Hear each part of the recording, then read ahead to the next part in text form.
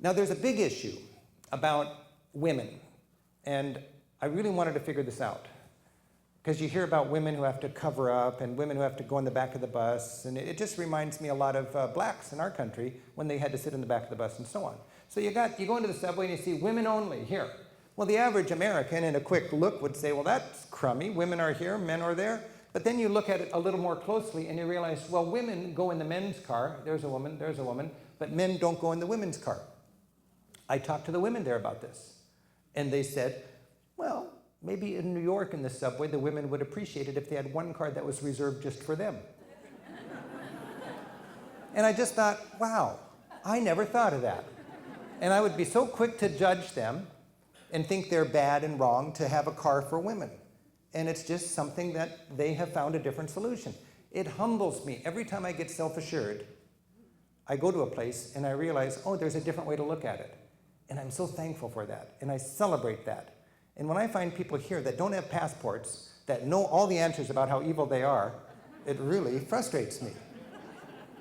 The state of women in Iran is a matter of respect. Women do not worship with the men in the mosque. Well, that's happened in churches and synagogues also. It's not right now, but we got to be honest about that. And you read the Bible and it says women obey your husband and husband respect your women and so on. It's not unique to Islam. When you look at women there, some women agree, most don't, but many do. 70% of the women statistically would like to have more freedom to wear what they like in public, but 30% of them think this is the modest way to be. But the reason they're told to cover up is out of respect for women. Anything can go in the domestic world, but in public it's different, you see. Women cannot show the shape of their body, they can't show hair, and no neckline. And when you look at, my measure of what is the correct woman's presentation in public is to look at the women who work for the TV stations in Iran. Whenever you see somebody who's a spokesperson for the government, she will be perfectly attired. Not a single strand of hair will show, and a very tight thing here, you know. Now, so there's a proper way for the woman to dress respectfully in public, and then there are bad girls that get away with murder with the style, you know. You go on the street, and you see beautiful women who are out in public pushing it a little bit. Now, I never saw a neckline the whole time I was there. What you do is, this is what's exciting, a little bit of hair, all right? Right here, just a little hair. And when no cameras around or when no authorities are around, the scarf goes back and the hair comes out. And I found my eyes going right here. It was a real weird sort of thing, and I just felt like, wow, dig that hair.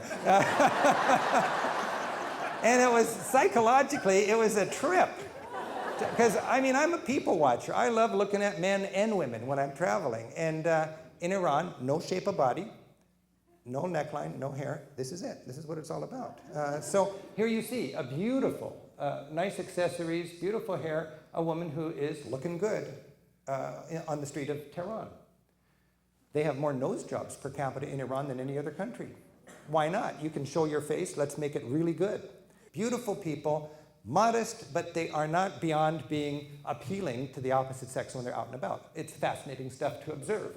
If you're wealthy and cosmopolitan and Western, you will go to the rich part of Tehran. And there you've got places that are just as expensive as our fancy suburbs, you know, and malls and everything. And you find people, these women are, technically they're covered up, but you'd hardly notice it. You know, they're pretty decadent and they're wealthy and they can get away with it.